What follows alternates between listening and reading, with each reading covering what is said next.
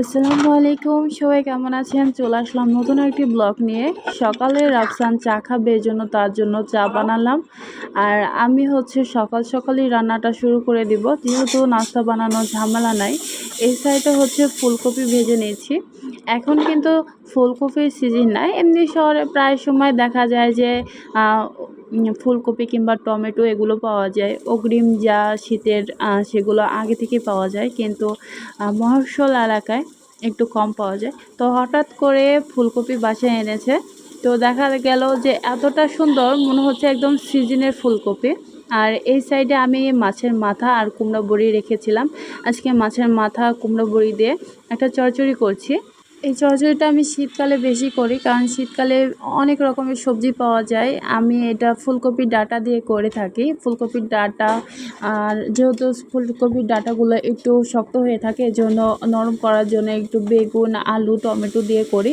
খুব সুন্দর লাগে খেতে। এগুলো সাধারণত বড় মাছের মাথা দিয়ে ভালো লাগে, যেরকম 4-5 কেজি ওজনের মাছের মাথাগুলো ছোট ছোট করে টুকরো করে কেটে সুন্দর করে রান্না করলে অনেক মজা হয়।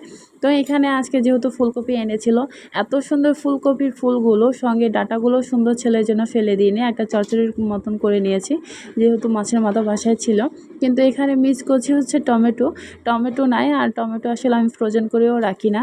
আর এই সাইডে আমি একটা মশলা তৈরি করে নিয়েছি। ফুলকপিগুলো ভেজে তুলে নিয়ে আবার তেল দিয়েছিলাম, তেলের মধ্যে কিছু পরিমাণ পেঁয়াজ দিয়েছি। পেঁয়াজটা কালার চলে আসলে একটু পানি দিয়ে মশলাগুলো দিয়ে দিয়েছি।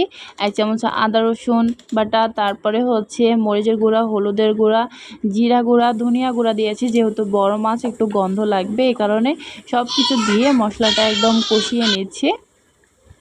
ইদানিং আপনাদের সাপোর্টটা একটু বেশি পাচ্ছি, এতে খুবই ভালো লাগছে। কারণ আপনারা আমাকে চিনেন না সেভাবে, তারপরও আপনারা আমাকে সাপোর্ট করে যাচ্ছেন। এটা যে নিঃস্বার্থ ভালোবাসা যাকে বলে, সেরকম খুবই ভালো লাগছে আপনাদের ভালোবাসা পেয়ে। আশা করছি আমি যদি ভালো ভিডিও তৈরি করে থাকি, আপনারা পাশে থাকবেন। আমি মাছটা এইভাবে কষিয়ে নিচ্ছি সুন্দর করে। মশলাটা যেহেতু একটু ড্রাই হয়ে এসেছে, এ পর্যায়ে একটু পানি দিয়ে দিচ্ছি, কারণ পানি না দিলে তো মশলাটা পুড়ে যাবে। আর এছাড়াও কিন্তু আমার তো ফুলকপিগুলো আমি ভেজে নিয়েছি, সেগুলো কষানোর প্রয়োজন নেই। মাছটা সুন্দরভাবে আমি কষিয়ে নিচ্ছি।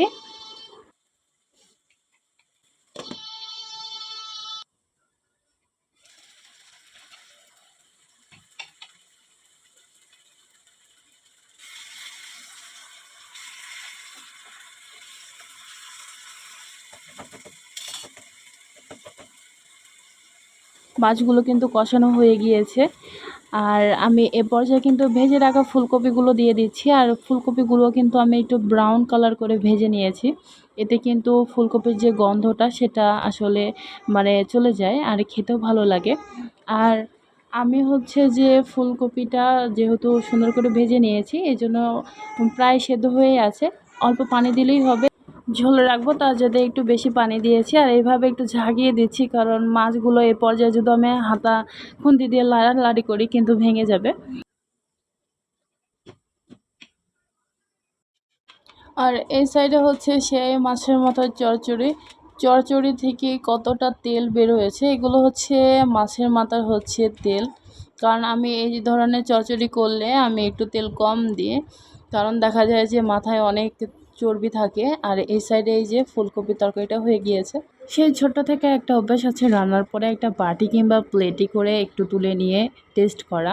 তো আমি এখানে মাথার একটু অংশ নিয়েছি, নিয়ে একটু চচ্চড়ি নিয়েছি। যে দেখেন কতটা ফ্যাট এখনও আছে রান্নার পরে। কারণ এইটা আগে আমার আম্মু আমাকে দিত ছোটোবেলা, আর এখন যখন আমি নিজে রান্না করি এইভাবে একটু তুলে নিয়ে টেস্ট করি। এটা আমার খেতেও ভালো লাগে এইভাবে। দুপুরে সবার খাওয়া দাওয়া হয়ে গিয়েছে, আর এই তো এতখানি ভাত তরকারি এগুলো সব বেঁচে আছে।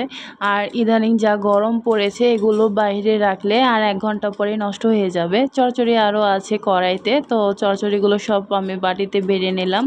এগুলো এখন সব ফ্রিজে রেখে দেব।